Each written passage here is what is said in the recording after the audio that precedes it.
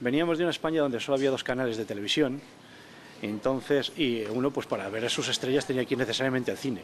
Entonces, tú fíjate lo revolucionario que tuvo que ser en su día, que fue, pues poder meter todo ese mundo de la fantasía que representaba el cine, pues meterlo en tu casa. Entonces, con lo cual, todo el mundo empezó a comprarse aparatos de VHS en su día, o de beta, si recordáis, o de otro sistema que se llamaba 2000, pues eso, porque era una novedad absoluta. Entonces, pasar precisamente de 2 canales de televisión en blanco y negro a poder ver la película que tú quisieras, como quisieras, en tu casa, en el salón, pues a un precio bastante módico, aunque en su día eran caras, ¿eh? Las películas y los aparatos en su día, estamos hablando de que en su día costaban unas 100.000 pesetas de las de entonces comprarse un aparato.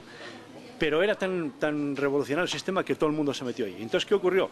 Pues que lo mismo que hubo una fortísima demanda en el tema, pues evidentemente la oferta creció. Es decir, empezamos a crecer gente que unos como yo por cariño al mundo del cine, otros porque trabajaban a lo mejor en empresas y resulta que tenían 4 duros ahorrados, pues se metían porque había negocio, porque tú ibas a un videoclub entonces y la gente alquilaba 4 y 5 películas al día. Es decir, era una cosa, era un boom absolutamente exacerbado del tema, ¿no? Se estrenaban en cine las grandes películas como se sigue haciendo ahora, es decir, las de las distribuidoras, las de las grandes distribuidoras. Pero ha habido en el mercado siempre otro montón de películas no estrenadas en cine, que no han tenido cabida, que gracias además al DVD han tenido cierta vida. Es decir, te hablamos de las series B, de estas películas de acción, de estas películas, digamos, de bajo presupuesto, que si no, no hubieran tenido ninguna posibilidad. Y eso además ha tenido siempre un público muy importante en él. Es decir, la gente en muchos casos no ha pagado al cine por ir a ver esas películas, pero sí pagaba su alquiler para ver una de esas películas o de chinos incluso, o además o todas estas de karate, por ejemplo, todas estas películas que fueron en su día también tal. Y entonces las películas, curiosamente, había muchas más distribuidoras que ahora, porque había muchas distribuidoras de cine independiente, como te digo, que distribuían películas, eso que no se estrenaban en cine. Y curiosamente las películas eran muy caras, eran bastante más caras que ahora. Pues mira, para que te hagas una idea, en su día costaban entre 12 y 15.000 pesetas de tal, cosa que ahora una película en alquiler, también para que nos hagamos una idea, nos suele costar unos 45 euros, ¿no?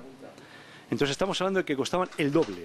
Pero ¿qué ocurría? El único mercado que había era el del alquiler, no había la venta ni nada. Es decirte, esa película la teníamos en propiedad únicamente en los videoclubs y solamente existía la explotación en alquiler, con lo cual las películas tenían una larga vida.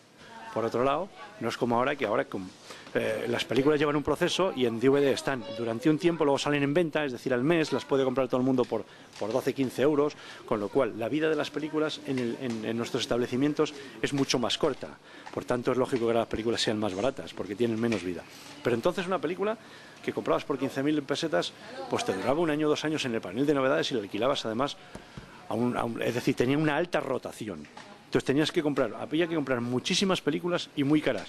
Pero como el negocio era tan floreciente, es decir, te hablábamos de que entraba mucha gente a nuestras tiendas y además el consumo era muy alto. O sea, es decir, como te he dicho, se alquilaban 3, 4, 5, 6 películas para el fin de semana, era muy común.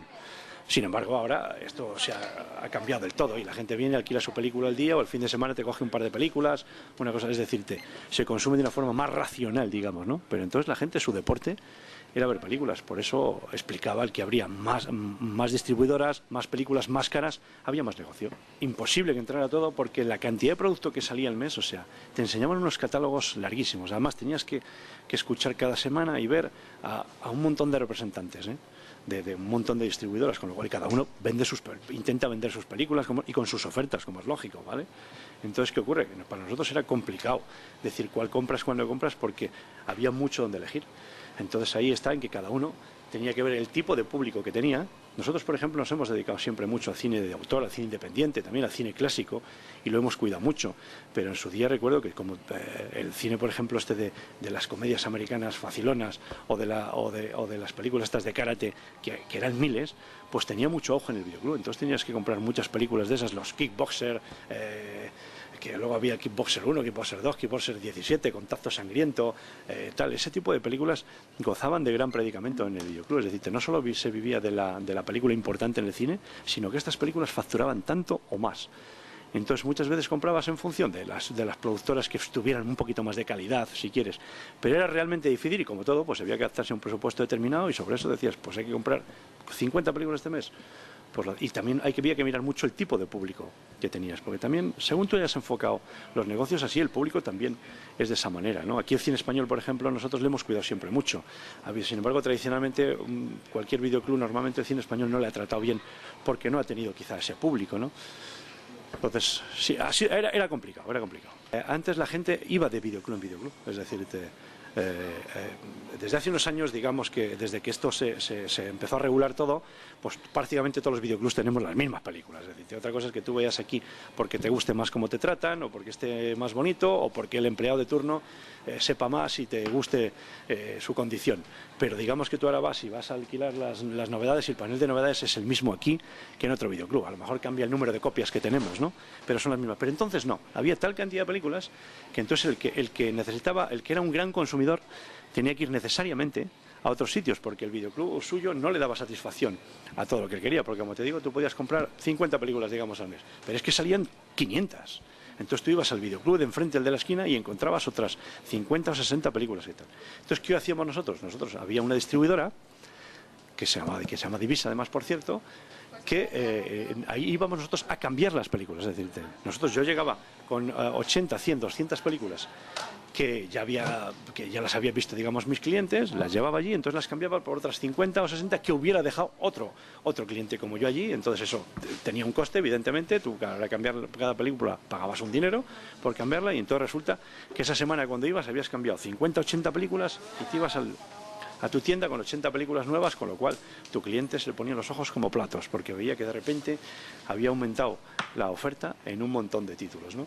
Entonces eso hacía también más versátil y más dinámico también, por otro lado, el mercado, ¿no? Pero eso duró unos años nada más, que fueron los años de esplendor. Entonces yo me metí absolutamente por cariño en esto, porque a mí me gustaba tanto el mundo del cine que eso de estar rodeado de las películas continuamente. De hecho, yo me quedaba a los medios días en el videoclub, pero me quedaba a ver películas. O sea, era tal el afán que tenía de tal que eso de decir, tener la película que quería en el momento que quisiera, para mí era espectacular.